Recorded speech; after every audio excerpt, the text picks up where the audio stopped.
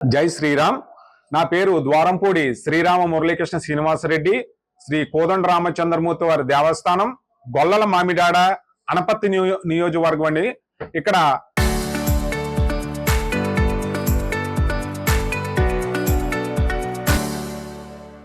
స్వామివారిని 1889 సంవత్సరంలో స్వామివారిని కోలల ప్రతిష్ట ద్వారంపూడి సుబ్బిరెడ్డి రామిరెడ్డి అని అన్నతమ్ములు దీనిని ప్రతిష్ఠించడం జరిగింది. అలాగే తూర్పు గోపురాన్ని వచ్చి 1948 సంవత్సరంలో 160 అడుగుల ఎత్తులో దీన్ని నిర్మించడం, అలాగే 1956లో పశ్చిమ గోపురాన్ని నిర్మించడం 200 అడుగుల ఎత్తులో దీన్ని నిర్మించడం జరిగింది. అలాగే ఇక్కడ క్షేత్ర మహిమ అంటే అంటే ఏంటి, ఏముంటదండి ఇక్కడ అడుగుతారు. అలాగే ఇక్కడ క్షేత్ర మహిమ పిల్లలు లేని వారికి ఖచ్చితంగా ఇక్కడ స్వామివారికి పిల్లలు పుట్టడం జరుగుతుంది. స్వామివారి అనుగ్రహంతో వాళ్ళకి పిల్లలు పుట్టడం, అలాగే పెళ్లి కాని యువతలు ఎవరైతే ఉన్నారో ఇక్కడికి వచ్చి శ్రీ స్వామివారి కళ్యాణ మహోత్సవాన్ని తిలకించినట్లయితే ఖచ్చితంగా వాళ్ళకి ఈ ముత్యాల తరంబరాలు నెత్తి మీద శిరస్సు మీద వేసుకున్నట్లయితే వాళ్ళకి ఖచ్చితంగా పెళ్లిళ్ళు అవుతాయని నమ్మకం అండి ఇక్కడ.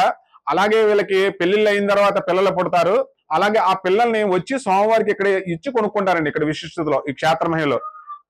అలాగే ఇక్కడ మీకు స్వామివారి కళ్యాణం 27/3/2026 అనగా శుక్రవారం నాడు శ్రీ సీతారామ కళ్యాణ మహోత్సవానికి అన్ని ఏర్పాట్లు కూడా ఇక్కడ మేము చేయడం జరిగింది. అలాగే 26వ తారీఖు 26/3/2026 నుంచి కూడా ఇక్కడ అన్ని ఏర్పాట్లు కూడా వచ్చిన భక్తులకు ఏ ఆటంకం కలగకుండా అన్ని ఏర్పాట్లు చేస్తున్నాం. అలాగే ఇక్కడ ధ్వజారోహణ చేస్తారండి. ముందుకంటే 26/3/2026 ధ్వజారోహణ, అగ్ని ప్రతిష్ఠ చేయడం జరుగుతుంది. అయిన తర్వాత రాత్రి 7 గంటలకి ఇక్కడ ప్రియా మ్యాజిక్ షో అయిన తర్వాత కూచిపూడి నృత్యం తాపేశ్వరం వారిచే ఇక్కడ కూచిపూడి నృత్యాలు కూడా జరుగుతాయి. స్క్రీన్స్ లో ఆశీర్వన కళ్యాణ మహోత్సవాలు కూడా ఇక్కడ మీరు వచ్చి తిలకించవచ్చు. అలాగే వచ్చిన భక్తులకు మీకు ఏఆర్సి కళ్యాణ మండపంలో భోజనం ఏర్పాట్లు కూడా మేము 26 నుంచి కూడా ఇక్కడ చేయడం జరుగుతుంది. అలాగే మీకు ఇక్కడ ఏమిటంటే 27వ తారీఖు ఉదయం 2 గంటలకు అంటే మీకు తెల్లవారుజాము 2 గంటలకే ఇక్కడ కేశకాండ చేయడం జరుగుతుంది. మీకు తెల్లవారుజామునకి ఇక్కడికి కేశకాండ స్టార్ట్ అవుతుందండి.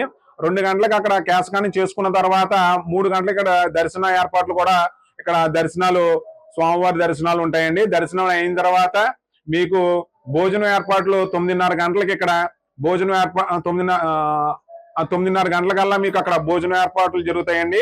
అలాగే స్వామివారిని ఇక్కడ పల్లకిని 9:30 గంటలకల్లా ఇక్కడ మేము స్వామివారిని తీసుకుని వెళ్ళి అక్కడ స్టేజ్ మీద మేము స్వామివారిని పెట్టడం జరుగుతుంది.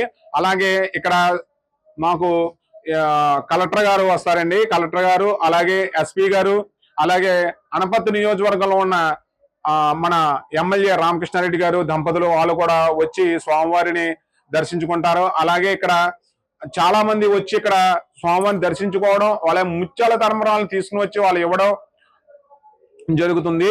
ఇక్కడ వచ్చిన భక్తులకి ఏ ఆటంకం కలగకుండా మన ఎస్పీ గారు, అలాగే మన కలెక్టర్ గారు కూడా అన్ని ఏర్పాట్లు కూడా ముందుండి నడిపించడం జరుగుతుంది.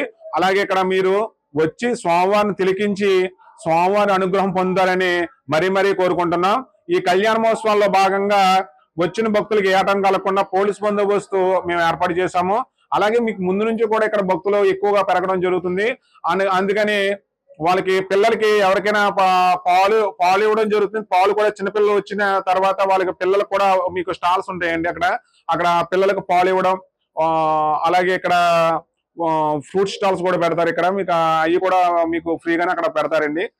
వచ్చిన భక్తులు ఏ ఆటంకం కలగకుండా అన్ని ఏర్పాట్లు కూడా మేము ముందే వచ్చిన భక్తులకి ఏ ఆటంకం కలగకుండా మంచినీళ్ళు కూడా ఉండవు కదా, అందుకని అవి కూడా మేము పురమాయించడం జరిగింది.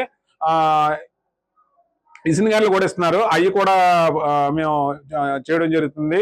మీరు వచ్చిన భక్తులకు స్వామివారి తీర్థ ప్రసాదాలు తీసుకుని వెళ్ళవలసిందిగా కోరుచున్నాం. జై శ్రీరామ్.